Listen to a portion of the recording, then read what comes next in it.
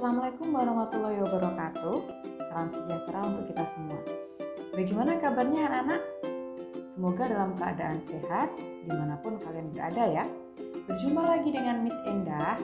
Kali ini Miss Endah akan membahas materi geografi ya untuk kelas 10. Materi ini berkaitan dengan pengetahuan dasar pemetaan.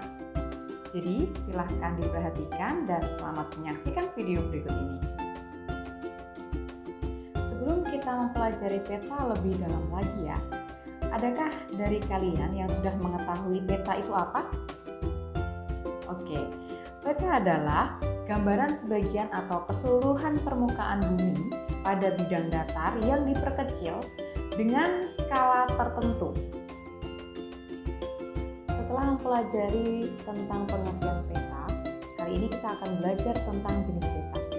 Adakah yang sudah tahu jenis peta itu dibedakan menjadi berapa? Oke. Jenis peta itu dibedakan menjadi dua. Yang pertama adalah peta berdasarkan isinya, dan yang kedua adalah peta berdasarkan skalanya. Mari kita pelajari lebih lanjut di video setelahnya. Yang pertama, jenis peta berdasarkan isinya dibedakan menjadi dua, yaitu ada peta umum, artinya menggambarkan kenampakan bumi secara umum. Contohnya adalah peta topografi, yaitu peta rendah dan tingginya suatu tempat, serta peta korografi dan peta dunia. Yang kedua itu ada peta tematik, yang menggambarkan wilayah tertentu untuk tujuan tertentu. Contohnya adalah peta kepadatan penduduk, peta persebaran flora dan fauna, dan masih banyak lagi. Yang kedua adalah peta berdasarkan skalanya, dibagi menjadi 5. Yang pertama itu ada peta skala kadaster yang memiliki skala 1:100 sampai 1:5000. Yang kedua ada peta skala besar yang memiliki skala 1:5000 sampai 1:250.000. Yang ketiga ada peta skala sedang yang memiliki skala 1:250.000 sampai 1:500.000. Yang keempat itu ada peta skala kecil yang memiliki skala 1:500.000 sampai 1:1 juta. Kemudian yang kelima ada peta skala geografis yang memiliki skala lebih kecil dari 1:1 juta. Selanjutnya kita akan mempelajari tentang komponen peta. Adakah yang sudah tahu komponen peta itu dibagi menjadi berapa? Belum? Oke, kita akan pelajari beberapa komponen yang harus ada dan terdapat pada peta. Silakan kalian saksikan pada video berikut ini. Berikut komponen-komponen yang harus ada pada peta. Coba kalian amati yang ada pada gambar berikut ini. Yang pertama, komponen yang harus ada pada peta yaitu judul. Judul ini mencangkup keseluruhan isi dari peta yang tergambarkan atau makna peta ini tuh mau menggambarkan apa isinya seperti itu. Kemudian komponen yang kedua setelah judul yaitu ada garis tepi. Garis tepi ini seperti ini adalah garis tepi. Di sini nanti yang akan membatasi antara gambar pada peta dengan background-nya ya. Dan di sini fungsi garis tepi ini juga nanti akan memuat garis astronomis ya. Garis astronomis sekalian saja dijelaskan ya. Untuk garis astronomis ini nanti akan meliputi garis bujur dan juga garis selintang. Garis bujur ya ini garis yang membujur ya, dari kutub utara ke kutub selatan. Kemudian garis lintang yang seperti ini dia yang melingkari bumi. Kemudian untuk titik koordinat dia masuk ke dalam garis administrasi tadi yang termasuk garis koordinat. Setelah garis koordinat dan juga garis administrasi tadi ya, kita masuk ke dalam komponen nomor 3 yaitu ada skala peta. Nah, skala peta di sini ada di bagian bawah, ada pada isi legenda ini ya, ini termasuk skala peta. Skala peta ini fungsinya untuk membandingkan jarak pada peta dengan jarak yang sebenarnya. Setelah komponen skala peta itu ada simbol. simbol di sini juga masuk dalam legenda juga ya. Simbol-simbol di sini ada simbol area, ada simbol titik, dan ada juga simbol garis. Kemudian setelah skala peta dan simbol itu ada lettering, yaitu terkait dengan penulisan peta. Seperti di judul, kemudian untuk nama samudra ya, di sini namanya samudra, ini warnanya berbeda ya dengan judul. Kalau di judul ini kan warnanya hitam, kemudian lettering di sini yang membedakan. Di sini warnanya biru untuk penamaan samudra, begitupun dengan penamaan laut. Setelah lettering, ada komponen petunjuk arah ya. Petunjuk arah itu untuk mengetahui letak posisi gambar peta ya. Jadi biasanya kalau petunjuk arah itu bagian atasnya adalah arah utara ya. Jadi penulisan petunjuk arah itu bagian atas pasti arah utara dan bagian bawah itu adalah arah selatan. Kemudian setelah petunjuk arah itu ada legenda. Legenda ini adalah tempatnya, tempat atau wadah untuk simbol ya, kemudian skala. Terus kemudian di sini ada sumber petanya. Ini ada pada legenda. Oke. Terus selanjutnya ada insert ya. Insert ini meliputi bagian yang lebih luas dari peta.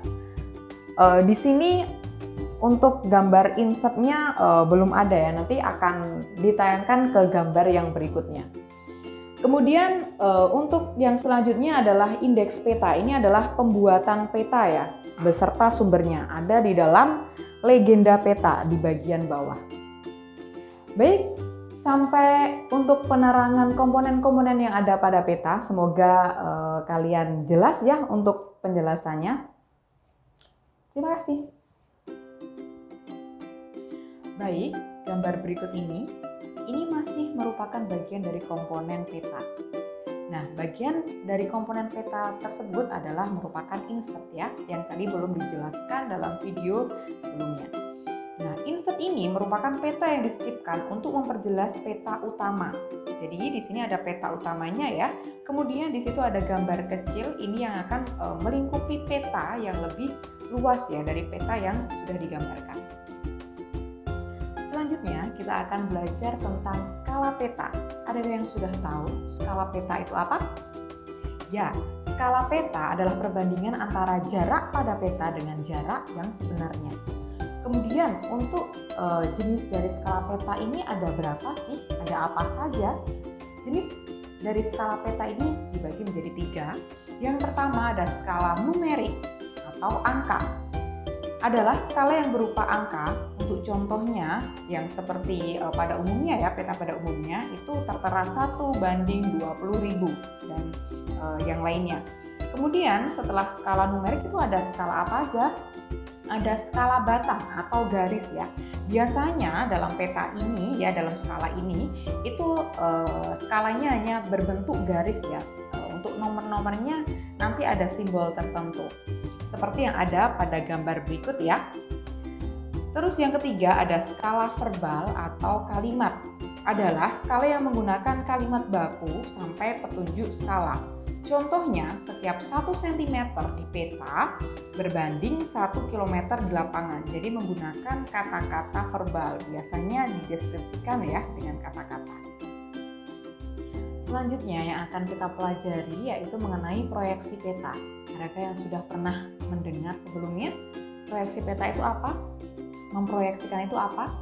Oke, dalam arti proyeksi peta merupakan pemindahan gambar dari bidang lengkung ke bidang datar, gitu ya. Jadi dalam bidang lengkung itu bisa dalam bentuk global, ya.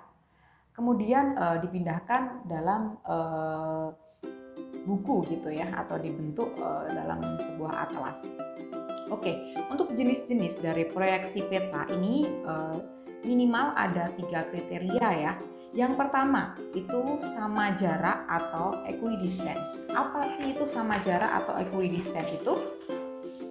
Sama jarak atau equidistance digambarkan dengan mempertahankan jarak sebenarnya di permukaan bumi. Kenampakan yang digambarkan pada peta berjarak sama dengan kenampakan yang sebenarnya. Kemudian kriteria yang kedua yaitu sama luas atau ekuivalen. Artinya mempertahankan luas daerah yang dipetakan. Maksudnya begini, luas daerah yang dipetakan sama dengan luas daerah yang sebenarnya. Kemudian kriteria yang ketiga itu ada sama bentuk atau konform. Besar sudut atau arah yang digambarkan di atas peta itu harus sama dengan sudut arah di permukaan bumi. Dengan demikian, ukuran skala yang dipertahankan adalah ketepatan sudut. Masih berkaitan dengan proyeksi peta, kali ini kita akan mempelajari jenis-jenis dari proyeksi peta tersebut. Proyeksi peta itu dibedakan menjadi 3, ya. Yang pertama itu ada proyeksi bidang datar atau azimutal. Dengan menggunakan bidang datar, proyeksi ini sangat baik untuk memetakan wilayah kutub. Kemudian yang kedua itu ada proyeksi tabung atau silinder. Dengan menggunakan bidang tabung, proyeksi ini sangat baik untuk memetakan wilayah di sekitar iklim tropis. Jadi contohnya kayak negara kita, Indonesia. Terus yang ketiga itu ada proyeksi kerucut atau conical. Dengan menggunakan bidang kerucut, proyeksi ini sangat baik untuk memetakan wilayah di sekitar iklim subtropis dan iklim sedang. Peta dapat ditampilkan dalam berbagai ukuran, baik itu besar maupun kecil. Hal tersebut tergantung pada besarnya skala. Dengan menggunakan ukuran peta, berarti skala peta pun ikut berubah juga. Di dalam memperbesar dan memperkecil peta dapat dilakukan dengan cara berikut. Ada 2. Yang pertama ada menggunakan sistem grid. Yang kedua ada alat pantograf yang merupakan alat yang digunakan untuk memperbesar dan memperkecil peta. Alat ini memiliki prinsip kerja berdasarkan jajaran genjang. 3 dari 4 sisi jajaran genjang memiliki skala faktor sama. Skala pada ketiga sisi dapat diperbesar maupun diperkecil. Gimana nih? Kalian sudah paham mengenai materi tentang pengetahuan dasar pemetaan? Oke, semoga cukup jelas ya pembahasannya ya. Sampai bertemu lagi dalam video pembelajaran berikutnya. Sampai jumpa!